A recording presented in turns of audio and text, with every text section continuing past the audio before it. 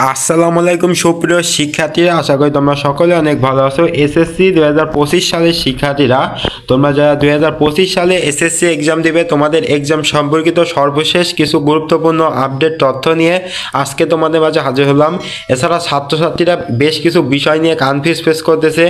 অনেকেই আমাকে এই বিষয়টা জানিয়েছে। কেউ কেউ বলতেছে ভাই আমি টেস্ট পরীক্ষায় ফেল করছি, সো আমি এখন এসএসসি মূল যে বোর্ড পরীক্ষা সেটাই অংশগ্রহণ করতে পারবো কিনা।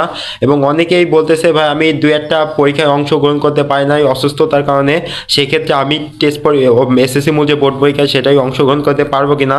আবার অনেকেই এটা জানতে চাইতেছে যে ফর্ম পূরণের যে কার্যক্রমটা সেটা আসলে কবে থেকে শুরু হবে। সেই টোটাল বিষয়গুলো নিয়ে আজকে তোমাদের মাঝে আলোচনা করবো। সো সম্পূর্ণ ভিডিওটি স্কিপ না করে দেখবে, কারণ এই ভিডিওটি তোমাদের জন্য অনেক গুরুত্বপূর্ণ। আর তোমাদের কাছে একটি রিকোয়েস্ট, তোমরা অবশ্যই আমাদের চ্যানেলটিকে সাবস্ক্রাইব করে রাখবে, কেননা এসএসসি 2025 এক্সাম সম্পর্কিত বিভিন্ন আপডেট তথ্য, তোমাদের এক্সামের আপডেট তথ্য ছাড়া বিভিন্ন বিষয়ের সাজেশন কিন্তু আমরা প্রতিনিয়ত তোমাদের মাঝে উপস্থাপন করতেছি। সো আমাদের চ্যানেলটিকে সাবস্ক্রাইব করে রাখলে তোমাদের কোনো টেনশন করা লাগবে না। যে কোনো আপডেট আসলে আমরা সাথে সাথে তোমাদেরকে কিন্তু জানাই দিব। সো চলো আজকে ভিডিওর যে মূল বিষয় সেই বিষয়টায় চলে যাই। দেখো, প্রথমত টেস্ট পরীক্ষায় ফেল করলে তোমরা এসএসসি মূল যে বোর্ড পরীক্ষায় সেটাই অংশগ্রহণ করতে পারবে কিনা। দেখো, এই বিষয়টা নিয়ে আমি এর আগেও ভিডিও করেছিলাম, তারপর তোমরা যেহেতু জানতে চাইতেছো বিষয়টা ক্লিয়ার করে দিই।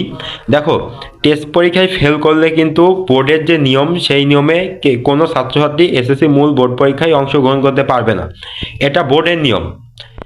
এখন তোমার যে স্কুল, সেই স্কুলের উপর ডিপেন্ড করে। তোমার স্কুল যদি পরীক্ষা দিতে দেয় তুমি পরীক্ষা দিতে পারবে, তাছাড়া তুমি কিন্তু এসএসসি মূল যে বোর্ড পরীক্ষা সেটাই অংশগ্রহণ করতে পারবে না। এখন যদি তোমার স্কুল থেকে তোমাকে না আটকায়, তো তুমি হয়তো একটা অথবা দুইটা বিষয়ে ফেল করেছো, এখন তোমার স্কুল থেকে কিন্তু বেশিরভাগ স্কুল কিন্তু ফর্ম ফিল আপ করে দিবে। সো একটা দুইটি বিষয়ে ফেল করলে তোমার প্যারা নিও না, তোমাদের ফর্ম ফিল আপ করে দেবে, তোমরা এসএসসি মূল বোর্ড পরীক্ষায় অংশগ্রহণ করতে পারবে। আবার অনেক স্কুল আছে একটি বিষয়ে ফেল করলেও অংশগ্রহণ করতে দেয় না এসএসসি মূল বোর্ড পরীক্ষায়। এটা ডিপেন্ড করে তোমাদের স্কুলের উপর। সো তোমরা প্যারা নিও না, এমন খুব কম স্কুলই আছে যে একটি বিষয় ফেল করলে পরীক্ষা দিতে দেয় না। তাছাড়া একটি দুইটি বিষয়ে ফেল করলে পরীক্ষা দিতে দেয়, এটা নিয়ে তোমরা প্যারা খেও না। সো পরীক্ষা দিতে পারবা। এখন আসি, কেউ বলতেছে ভাই আমি অসুস্থ ছিলাম, সেই কারণে দু একটা টেস্ট পরীক্ষা আমি অংশগ্রহণ করতে পারি নাই, এক্ষেত্রে আমি পরীক্ষা দিতে পারবো কিনা। দেখো, এটা তোমার স্কুলের কর্তৃপক্ষের সাথে তোমার কথা বলতে হবে, এবং তোমার যে তুমি যে অসুস্থ ছিল তার যে মেডিকেল রিপোর্ট সেটা স্কুলে নিজে দেখাতে হবে, এবং ছাত্রছাত্রী শিক্ষকদের সাথে কথা বলতে হবে আর কি, এই বিষয়টা শিক্ষকদের উপরে। সো এখানে আমার কিছুই বলার নেই। এখন আসি, চলো তোমাদের ফর্ম পূরণটা আসলে কবে শুরু হবে। ফর্ম পূরণ, দেখো তোমাদের ফর্ম পূরণের কাজ আর মাত্র কয়েকদিনের পরেই কিন্তু তোমাদের ফর্ম পূরণের কাজটা শুরু হয়ে যাবে।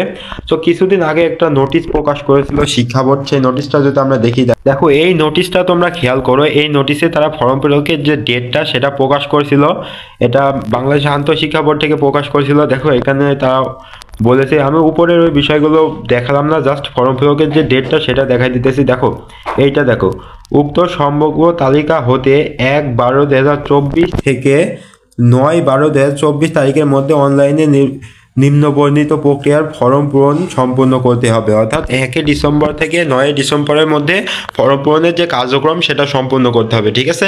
সো তোমাদের ফর্ম পূরণ শুরু হবে 1 ডিসেম্বর থেকে 9 ডিসেম্বরের ভিতরে। সো এটা আশা করি বুঝতে পারছো। তো এই মূলত ছিল বিষয়, তোমাদের কিছু কোয়েশ্চেন এবং কিছু আপডেট, এগুলোই মূলত ছিল যে ছাত্রছাত্রীরা আমার কাছে জানতে চাইতেছিল যে টেস্ট পরীক্ষায় ফেল করলে অংশগ্রহণ করতে পারবে কিনা, ওই বিষয়টা বুঝতে পারছো। এবং অনেকেই জানতে চাইতেছিল ফর্ম পূরণটা আসলে কবে থেকে শুরু হবে এবং কবে ফর্ম পূরণের ডেটটা শেষ হয়ে যাবে, এই বিষয়গুলো জানতে চাইতেছিল। এছাড়া তোমাদের পরবর্তীতে তোমাদের এক্সাম সম্পর্কিত বিভিন্ন আপডেট আসলে সাথে সাথে আমরা তোমাদের মাঝে শেয়ার করার চেষ্টা করব এবং শেয়ার করব।